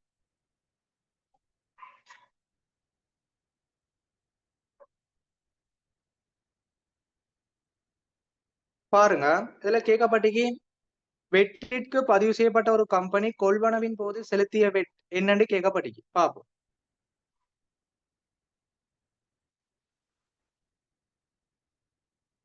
வெட் கட்டுப்பாட்டு கணக்கு உங்களுக்கு தெரியும். வெட் கட்டுப்பாட்டு கணக்கு இதுல பாருங்க, வெட் கட்டுப்பாட்டு கணக்குல முதலாவது கொள்வனவு வெட் வரவுல வரும், விற்பனை வெட் செலவுல வரும். அதே போல உட்திரும்பல் வெட் வரவுல வரும், வெளித்திரும்பல் வெட் செலவுல வரும். காசா செலுத்திய வெட் வரவுல வரும். இதை நாங்கள் சீராக்கி எடுப்போம். எல்லாருக்கும் சொல்லி தந்துக்கிறேன். வெட் கட்டுப்பாட்டு கணக்கு தெரியாதாக்க நோட் பண்ணிக்கோங்க. வெட் கட்டுப்பாட்டு கணக்கு பெறுமதி சேர்வாரி பார்ட் 1ல வெட் கட்டுப்பாட்டு கணக்கு மீதி கேட்கலாம். எனவே வெட் கட்டுப்பாட்டு கணக்கு அடிப்போம். பிரதான கொடுக்கல் வாங்கல் வரவுண்டா வெட் கட்டுப்பாட்டு கணக்குல வரவு, பிரதான கொடுக்கல் வாங்கல் செலவுண்டா வெட் கட்டுப்பாட்டு கணக்கு செலவு. எனவே கொள்வனவு எப்பொழுதும் வரவு, எனவே வெட்ல வரவு போடுங்க. விற்பனை செலவு, எனவே செலவு. அதே அடிப்படையில மற்ற விடயங்கள் வரும். காசு கணக்குனா இரட்டை பதிவை பாருங்க. காசு கட்டுப்பாட்டு கணக்கு செலவு, வெட் கட்டுப்பாட்டு கணக்கு வரவு, எனவே வெட்ல வரவுட்டு போடும். இதெல்லாத்தையும் கூட்டி எடுத்தோம்னா மீதி வந்தது வரவாகவும் வரும், மீதி வந்தது செலவாகவும் வரும். வெட்கட்டுப்பாட்டு கணக்கு வரவு மீதியா வந்தா நடைமுறை சொத்தாக எடுக்கணும், அதாவது சொத்துக்களா எடுக்கணும். வெட்கட்டுப்பாட்டு கணக்கு ஒரு செலவு மீதியா வந்தா ஒரு பொறுப்பாக எடுக்கணும். இது முதலாவது தெரிஞ்சுக்கணும். அப்ப வெட்கட்டுப்பாட்டு கணக்கு வரவா வந்தா சொத்து, செலவா வந்தா பொறுப்பு. சரியா? இதை நோட் பண்ணி வச்சுக்கோங்க. வெட்கட்டுப்பாட்டு கணக்கு வரவா வந்தா சொத்து, செலவா வந்தா பொறுப்பு.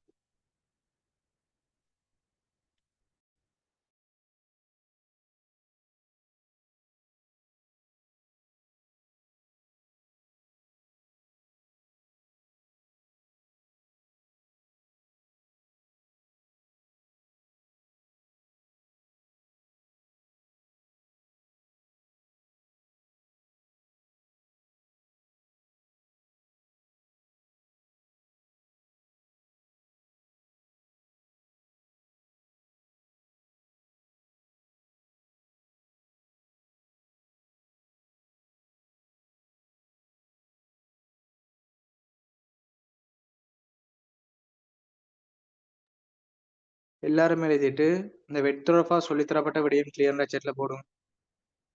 வெட்கட்டுப்பாட்டு கணக்கு செய்வோம். வெட்கட்டுப்பாட்டு கணக்கு வரவு மீதியாகவும் அமையலாம், செலவு மீதியாகவும் அமையலாம். வெட்கட்டுப்பாட்டு கணக்கு வரவு மீதியா வந்தா ஒரு சொத்தாக எடுக்கணும், செலவு மீதியா வந்தா பொறுப்பா எடுக்கணும்.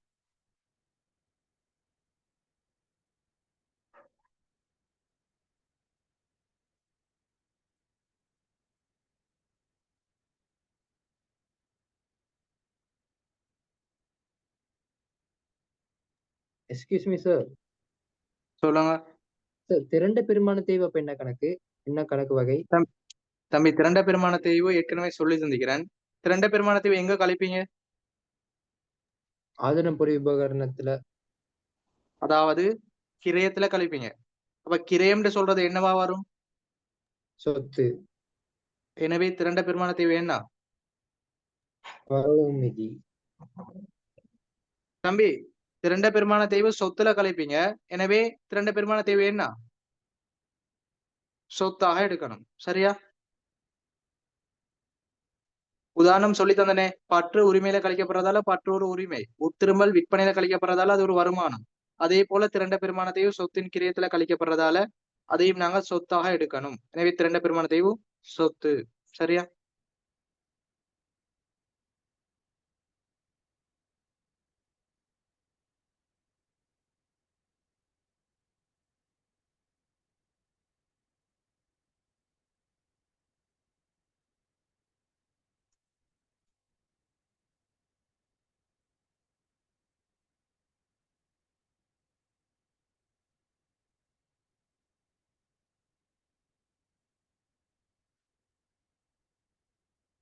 சரி, ஓகே. பேப்பரை பாருங்க.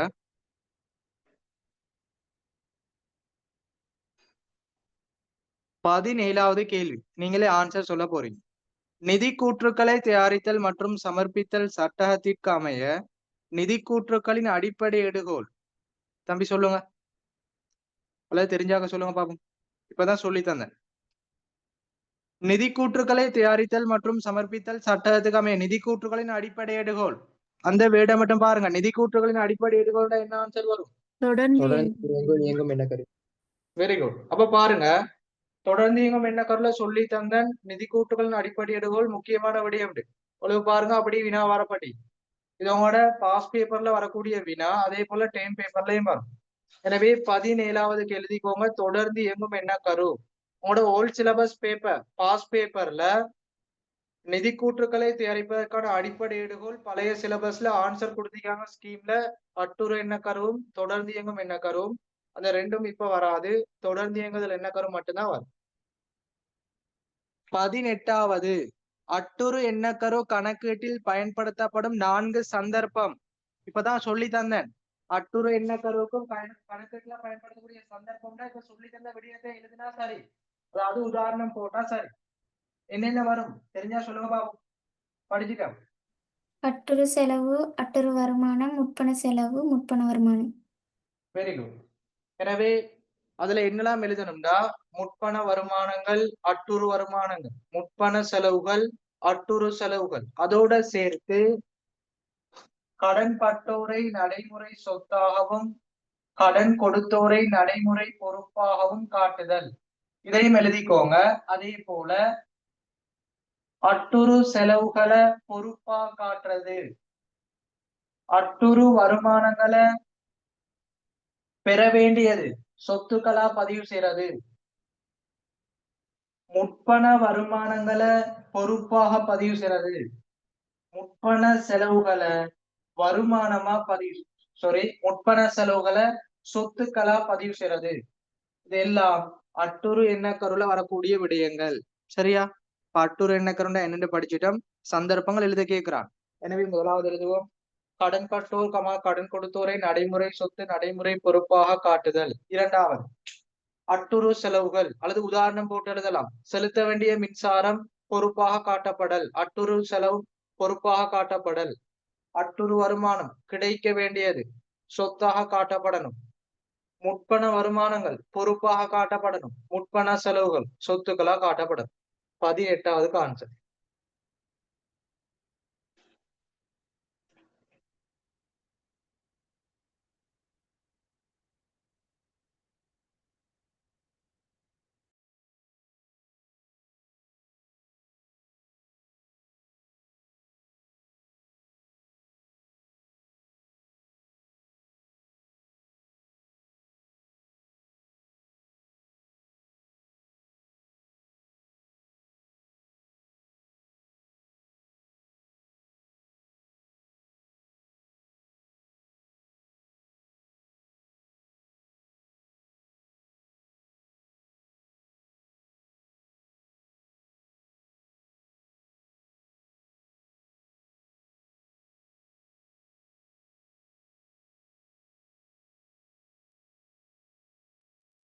அடுத்த வினாவை பாருங்க. வருமானங்களை பதிவு செய்தல் தொடர்பாக செல்வாக்கு செலுத்துற 4 எண்ணக்கருக்கள் கேட்டுக்கிறார். அப்ப தெளிவா சொல்லி தந்தேன். உங்களுக்கு சில கொடுக்கல் வாங்கலுக்கு ஒன்றுக்கு மேற்பட்ட எண்ணக்கருக்கள் வரும். சரியா? அப்ப முதலாவது பெருமானத்தை இயக்குவது தொடர்புபடக்கூடிய எண்ணக்கருக்கள் சொல்லி தந்தேன். இப்ப பாருங்க, வருமானங்களை பதிவு செய்தல் தொடர்பான எந்தெந்த எண்ணக்கருக்களை தொடர்பு படுத்தி காட்டலாம். வருமானங்களை பதிவு செய்தல். எனவே முதலாவது எல்லாருக்கும் தெரியும், வருமானங்கள் வந்தாலே எந்த எண்ணக்கரு வரும் படிச்சுக்கிறோம். தேரல் எண்ணக்கரு, இது முதலாவது. இது அடிப்படையான விடயம். தேரல் எண்ணக்கரு அடிப்படையான விடயம். இரண்டாவது பாருங்க, பணத்தினால அளவிடக்கூடியது தான் வருமானம். எனவே பண அளவீட்டு எண்ணக்கரு கட்டாயம் எடுப்போம். பண அளவீட்டு எண்ணக்கரு. அடுத்தது வருமானங்கள்னு சொல்றது குறித்த காலப்பகுதிக்கு உழைக்கப்படுறதான் காட்டுவோம். குறித்த மாதம் ஜனவரியில என்ன வருமானமோ அதை காட்டுவோம். அல்லது குறிப்பிட்ட வருடம் 2026 31/3/2026 வருமானங்கள்ட ஆண்டுக்குரியதை காட்டுவோம். எனவே கால அளவீட்டு எண்ணக்கரு.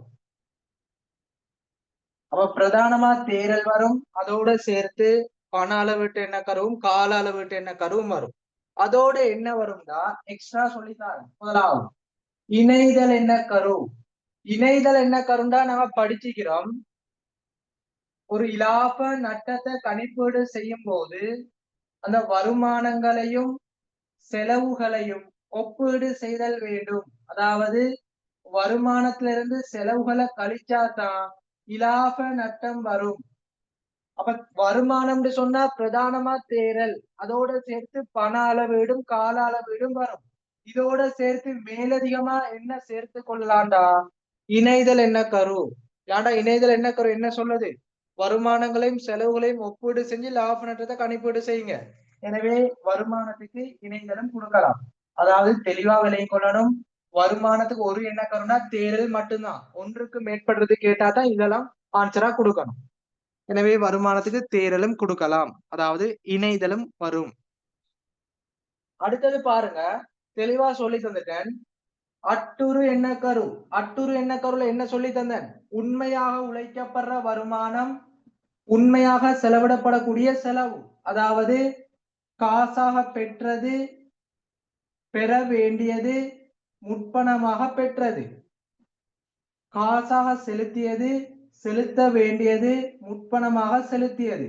இப்ப இங்க பாருங்க, அட்டுரு எண்ணக்கரு வருமானம் தொடர்பா சொல்லுது. காசா பெற்றது மட்டும் வருமானம் இல்ல, பெற வேண்டியது முற்பணமாக பெற்றதையும் சேர்த்து எடுங்க. எனவே இந்த வருமானம் தொடர்பா அட்டுரும் வருதா? எனவே அட்டுரு எண்ணக்கருவையும் எடுக்கலாம். எனவே தெளிவான முறையில பாருங்க தம்பி, தங்கச்சி பாருங்க. வருமானம் தொடர்பா ஒரே ஒரு எண்ணக்கரு கேட்டா தேரல் மட்டும்தான் கொடுக்கணும். ஒன்றுக்கு மேற்பட்டது கேட்டா தேரலோட பண அளவிடையும் கால அளவிடையும் சேர்த்துக்கோங்க. அதோட சேர்த்து மேலதிகமா வருமானம் தொடர்பா இந்த 2 எண்ணக்கருக்களும் சொல்லப்படுது. இணைதல் அட்டுரு எண்ணக்கரு. எல்லாரும் நோட் பண்ணிக்கோங்க. அடுத்த வினாக்கு போகும். எனவே வருமானம் தொடர்பாக பதிவு செய்தல், அதுக்கு 5 எண்ணக்கருக்கள் தொடர்புபடும். முதலாவது தேரல், கால அளவீடு, பண அளவீடு, இணைதல், அட்டுரு எண்ணக்கரு. நோட் பண்ணிக்கோங்க, பேப்பருக்கு போகும்.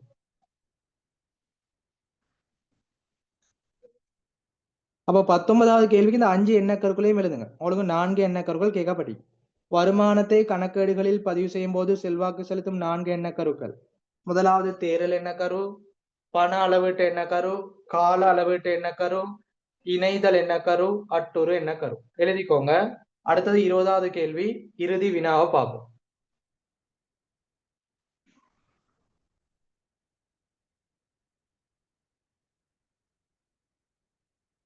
எல்லாரும் எழுதி செட்ல போடுங்க. இறுதி வினாக்கு போவோம். 20வது உங்களுக்கு அடிக்கடி பாஸ் பேப்பர்ல வரக்கூடிய முக்கியமான ஒரு வினா. 2020ஆம் ஆண்டு பாஸ் பேப்பர்ல இறுதியா வந்த இது சரியா?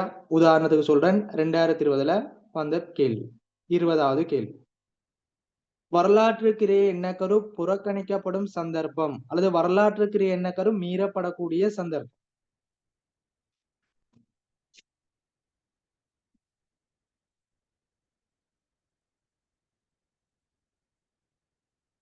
வரலாற்றுக்கிரிய எண்ணக்கருண்டா என்னன்னு தெரிஞ்சா மட்டும் போதாது. வரலாற்று கிரியை எண்ணக்கரு எப்படி புறக்கணிக்கப்படும், வரலாற்று கிரியை எண்ணக்கரு எப்படி மீறப்படும், அது கட்டாயம் தெரிஞ்சுக்கொள்ளணும். உங்களோட டீச்சர் கைட்ல ரெண்டு விடயங்கள் தான் தரப்பட்டிக்கு. வரலாற்று கிரியை எண்ணக்கரு மீறப்படக்கூடிய சந்தர்ப்பம் அதான் உங்களுக்கு பாருங்க வினால 2 உதாரணம் கேட்டுக்கிறார். முதலாவது ஆதனம் பொறி உபகரணங்களை, முதலாவது ஆதனம் பொறி உபகரணங்களை மீள் மதிப்பீடு செய்யும் போது வரலாற்று கிரியை என்ன கருண்டா என்ன நாங்க கிரயத்துல காட்டுறது. அப்ப மீள் மதிப்பீட்டு பெருமதியில காட்டுனா கிரைய எண்ணக்கரு மீறப்படும். சரியா? வரலாற்று கிரியை என்ன கருண்டா கிரயத்துல பெற்றுக்கொண்ட பெருமதியில காட்டுறது. எனவே மீள் மதிப்பீட்டு பெருமதியில காட்டினா வரலாற்று கிரியை எண்ணக்கரு மீறப்படும். இரண்டாவது இருப்புக்களை தேறிய தேரக்கூடிய பெருமதி, என்ஆர்வி பெருமதின்னு சொல்லுவோம். தேறிய தேரக்கூடிய பெருமதியில பதிவு செய்தல். நாங்க கிரைய என்ன பெருமதியில காட்டணும், கிரைய பெருமதியில காட்டணும். இங்க பாருங்க தேறிய தரக்கூடிய பெருமதியில காட்டுறோம், எனவே மீறப்படும். இந்த 2 விடயங்கள் தான் உங்களோட டீச்சர் கைட்ல போடப்பட்டது. இதற்கு மேலதிகமா உங்களுக்கு 2020ஆம் ஆண்டு பாஸ் பேப்பர்ல தந்திக்கிறான், அதையும் சேர்த்து தான் படிக்கணும். எனவே வரலாற்று கிரியை எண்ணக்கரு மீறப்படும் சந்தர்ப்பங்கள் இப்ப சொல்லித்தார எல்லாத்தையும் படிச்சுக்கோங்க. முதலாவது ஆதனம் பொறியுபகரணங்களை மீள் மதிப்பிடும் போது, இரண்டாவது இருப்புக்களை தேறிய தேரக்கூடிய பெருமதில பதிவு செய்யும் போது, மூன்றாவது சொத்துக்கள் பொறுப்புகளை நியாயமான பெருமதியில் பதிவு செய்தல். சொத்துக்கள் பொறுப்புகளை நியாயமான பெருமதியில் பதிவு செய்தல். அடுத்தது பாருங்க சொத்து பயன்படுத்தும் உரிமை குத்தகை பொறுப்பு. சொத்து பயன்படுத்தும் உரிமை குத்தகை பொறுப்புகளை நிகழ்கால பெருமதியில் பதிவு செய்தல். உங்களுக்கு ஷோர்ட்டா சொல்லித்தாரன். சரியா? இப்ப 4 விடயங்கள் தொடர்பு படும். தெளிவா பாருங்க. கிரைய பெருமதியில காட்டாம வேற பெருமதியில காட்டுனா வரலாற்று கிரியை எண்ணக்கரு மீறப்படும். எனவே மீள் மதிப்பீட்டு பெருமதியில காற்றம் மீறப்படுது, தேறிய தரக்கூடிய பெருமதியில காற்றம் மீறப்படுது, நியாயமான பெருமதியில காற்றம் மீறப்படுது. அதே போல இறுதியா நிகழ்கால பெருமதியில காற்றம் மீறப்படுது. எனவே இந்த 4 விடயங்களும் வரலாற்று கிரியை எண்ணக்கரு மீறப்படக்கூடிய சந்தர்ப்பமா வரும். ஆதனம் பொறியுபகரணங்களை மேல் மதிப்பீடு செய்யும் போது, இருப்புக்களை தேறிய தரக்கூடிய பெருமதியில மதிப்பீடு செய்யும் போது, சொத்துக்கள் பொறுப்புகளை நியாயமான பெருமதியில பதிவு செய்யும் போது, சொத்து பயன்படுத்தல் உரிமை குத்தகை பொறுப்புகளை நிகழ்கால பெருமதியில பதிவு செய்யும் போது. இது 4ஐயும் எழுதிக்கோங்க. 20ஆவதுக்கு ஆன்சர். இது எல்லாத்தையும் எழுதி முடிச்சுட்டு 1 தொடக்கம் 20 வகையான வினாக்கள், தேர்ச்சி 3 தேர்ச்சி 5 எல்லாருக்கும் கிளியரா இன்றைக்குரிய கிளாஸ் எல்லாருக்கும் யூஸ்ஃபுல்லா என்னன்னு போட்டுக்கோங்க. இன்னும் ஒரு சில வினாக்கள் இருக்கு, சொல்லுங்க அதுல இருந்து சொத்து பயன்படுத்தும் அது என்ன சார் கடைசி? தம்பி, சொத்து பயன்படுத்தல் உரிமை குத்தகை பொறுப்புகளை நிகழ்கால பெருமதியில பதிவு செய்தல். 2020ஆம் ஆண்டு பேப்பர்ல ஸ்கீம்ல பாத்துக்கோங்க ஆன்சர் இருக்கு, அதான் தெளிவா சொல்லித்தாரேன். 2020 பேப்பர்ல ஆன்சர் சீட் அந்த ஸ்கீம்ல பாருங்க, இந்த கேள்விக்கு ஆன்சர் இருக்கு, அதை முழுமையா படிச்சு வச்சுக்கோங்க. ஷோர்ட்டா சொல்லித்தாரேன். சரியா? அப்ப உங்களுக்கு முதல் 10 பாடங்கள் முடிச்சுக்கிறோம். தேர்ட் டைம் சிலபஸ் முடிச்சாச்சு, அதற்குரிய தயார்படுத்தல் வகுப்பு போகுது. ஏற்கனவே தேர்ட் டைமுக்குரிய தொண்டமனார் பேப்பர்ல முதல் 15 வினாக்கள் முழுமையா முடிச்சுக்கிறோம். பார்ட் 1 எப்படி செய்யறதுன்னு உங்களுக்கு எல்லாம் சொல்லி தந்தேன். இப்ப நாங்க ரிவிஷன் பாக்குறோம். 3வது பாடமும் 5வது பாடம். இன்ஷால்லா உங்களுக்கு தேர்ட் டைம் எக்ஸாம் வரைக்கும் நாங்க படிக்க முடிச்ச முதல் 10 பாடங்கள், அதுல வரக்கூடிய பங்குடைமையில பார்ட் 2 கேள்வி, சந்தா, உற்பத்தி கிரைய கூற்று, அதே போல கணக்கீட்டு சமன்பாடுகள், மூலையீடுகள் எல்லாத்துலயும் பார்ட் 2 விடயங்கள் பார்ப்போம். அதே போல பார்ட் 1 விடயம் ரிவிஷன் எல்லாம் தேர்ட் டைம் எக்ஸாம் வரைக்கும் படிச்சு கொள்வோம். சரியா? அப்ப இப்ப பாருங்க 8ஆம் மாசம் போகுது. உங்களுக்கு தேர்ட் டைம் எக்ஸாம் அக்டோபர்னு சொன்னீங்க. அப்ப பாடங்கள் படிச்சு முடிச்சிட்டோம் முன்னுக்கே. இப்ப இன்னும் ஒரு 2 மாதங்களுக்கு முழுமையா ரிவிஷனும் பேப்பர் கிளாஸும் பார்த்தா தேர்ட் டைமுக்கு எல்லாரும் 90க்கு மேல புள்ளிகளை பெற்றுக்கொள்ளலாம். வேற வேற கிளாஸ்ல நீங்க படிக்கிற ஸ்கூல்ல இப்பதான் 8வது பாடம் படிப்பீங்க அல்லது 9வது பாடம் படிப்பீங்க. இன்னும் அவங்க எக்ஸாம் வரைக்கும் தியரிய படித்தாந்தா அதுக்கப்புறம் ஒரு பேப்பர் செஞ்சா எடுக்க இயலாது. இப்ப எங்களோட ரூம் கிளாஸ்ல நாங்க எல்லாம் படிச்சு முடிச்சு இப்ப ரிவிஷன் போறோம், பேப்பர் கிளாஸ் போறோம். தியரி தேவைண்டா திருப்பி பார்த்து கொள்ளலாம். இப்ப இப்படி வசதி தரும்போது நல்ல முறையில படிச்சுக்கோங்க. அப்ப தேர்ட் டைம்ல எல்லாரும் நல்ல ரிசல்ட் எடுத்துக்கொள்ளலாம். சரியா? இப்போ இன்ஷால்லா அடுத்த கிளாஸ் சந்திப்போம். பேலன்ஸான விடயங்களை அடுத்த கிளாஸோட முடிச்சு கொள்ளுவோம். தேங்க்யூ, ஜசாக்கல்லா ஹைரா.